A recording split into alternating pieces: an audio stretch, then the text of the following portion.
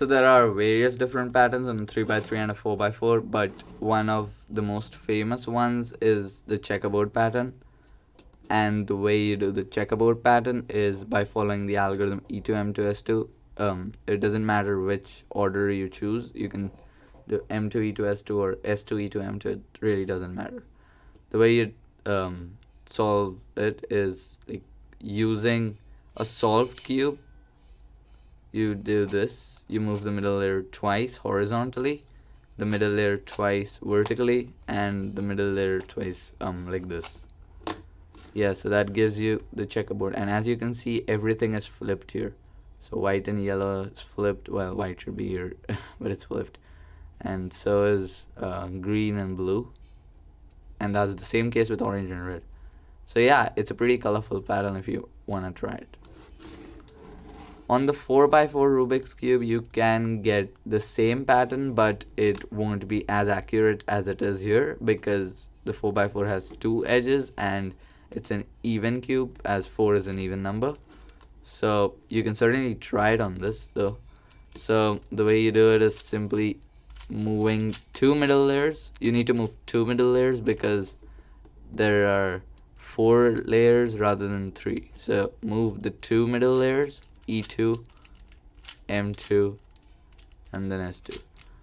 As I said before, it doesn't matter which order you go for. You just need to move the middle layers thrice in the horizontal order, in the vertical order, and in the diagonal order. So it doesn't matter which order you follow, but in order to do the checkerboard pattern, this is all you've got to do. So it's pretty easy, and I hope you now know how to solve this using the checkerboard pattern, or rather making the checkerboard pattern. It won't be solving the checkerboard pattern, it'll be making the checkerboard pattern. But I'll see you in the next one. It's Christmas, and hence I decided to make my own pattern. This evidently is known as the Christmas pattern, developed by the great, amazing cubers. So the reason why it is the Christmas pattern is because today is Christmas, and you need to get in the festive mood, right? Just watch this video. You'll get in the festive mood for Christmas. Yahoo! Okay, so as you all know, I uploaded a video recently on the checkerboard pattern, and the checkerboard pattern is a pattern used by many different people. And so I decided that on Christmas I would make my own pattern on 3x3. So as you can see, the Christmas pattern has the red center surrounded by white edge pieces, 4 white edge pieces, and surrounded by 4 red corners. You know, this is also like an optical illusion, because if you look at this cube, you'll be able to see a red snowflake, kinda. And if you ignore the corners, you'll be able to see this weird checkerboard thingy, like the red center surrounded by white edges. If you ignore this, then it's, yeah. So let me show you how I made this. It's pretty easy. Why doesn't this get scrambled properly? So we get the red center and we look for 4 white pieces. We've got 1 right here. We'll just pull that up. Where's the second one? We've got another one. Third one. Normally you would match it up with the centers, but as evidently I can't match this with orange because orange is right here. So yeah. And now let's look for the red corner pieces. We've already got 1 right here. We got another one here. We insert it here. Third. And where's the 4th one? Yeah, got it. Yeah, that's that. I mean, if you think about it, it's like even easier than the checkerboard pattern. I mean, E to M to S2, and this has got like normal first layer solves. I mean, normal first layer algorithms, and the first layer doesn't have algorithms, which makes you conclude that this doesn't have any algorithms. Yeah, so it's pretty easy. Just try it out. It will look really great in your Christmas decorations. Merry Christmas, and I'll see you all in the next one. Oh, and this mat is a new cubing mat I bought. Bye bye. A question I wondered about for more than a month. What does the parity algorithm of a 4x4 get on a 3x3? I'm talking about PLL parity, not OLL parity. I mean, OLL parity is so complex. So, PLL parity is an algorithm you use to solve the final part of the cube, as in, like, you get this case.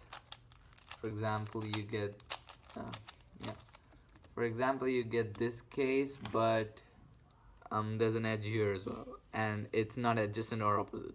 So for that, you need to use the PLL algorithm, the PLL parity algorithm. So yeah, let's try that on a 4x4 first. 2R2, U2, 2R2, double layer U2, 2R2, and then double U again, double layer U2 again. And yeah, that does it, but as the cube is scrambled right here, I don't think you'll be able to see it properly. I was solving it the other day, but then I stopped solving it, so okay, never mind. Okay, so let's try this on a 3x3. So as a 4x4 has 4 layers, there are 2 middle layers, so 2R2, right? But in this there are just 3 layers and just 1 middle layer. So we just move this to M rather than 2R2. So it's M2 actually. Yeah. So instead of 2R2, it's M2. Then U2, M2, then U2. That fixes this up. M2, U2, M2, U2. And that fixes this part up. As in, it doesn't fix, it just spoils it. I mean, it flips it. Just look at this. This is flipped. These 2 edges are flipped. So are these. I mean, pretty good, isn't it? This is known as the flipped pattern.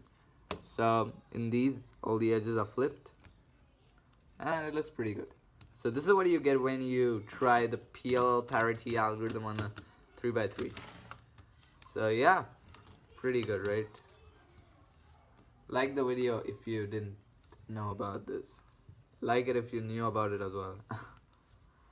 Okay, so as we've now taken a solved cube and done this pattern, we're now gonna scramble it up and solve the cube to the flipped pattern.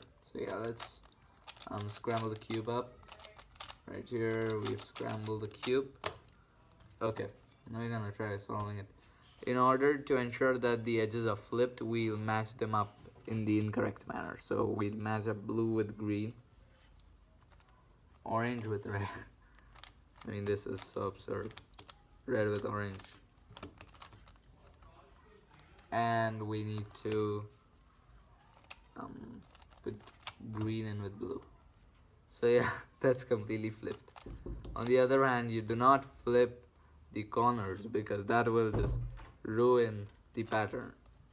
So we'll just do the corners correctly. Orange and green. It goes here. Blue and orange. It goes right here. And the last one goes here. So yeah, just look at this. This is literally flipped to the middle there. Moving on to the middle there.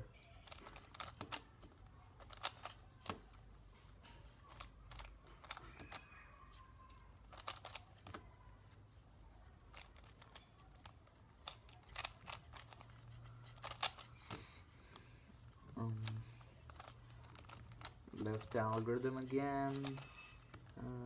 That gets the middle layer done. Oh wait, actually it doesn't.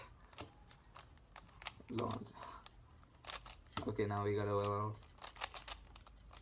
By the way, I'll upload a few tutorials related to OLL. And if you don't know how to solve a Rubik's Cube, just go check out my tutorial on that. Link is in the description. Okay, we got this case, so we'll just use PLL.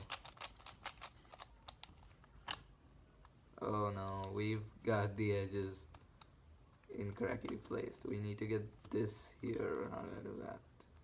Wait a minute, we could use the adjacent PLL thing, which is M prime, U prime, M2, U prime, M2, U prime, M prime, U twice, and M twice. And we're done. Oh wow. I mean, this was a fun challenge. I mean, I liked it. If you liked it, like the video, hit that subscribe button. Bye.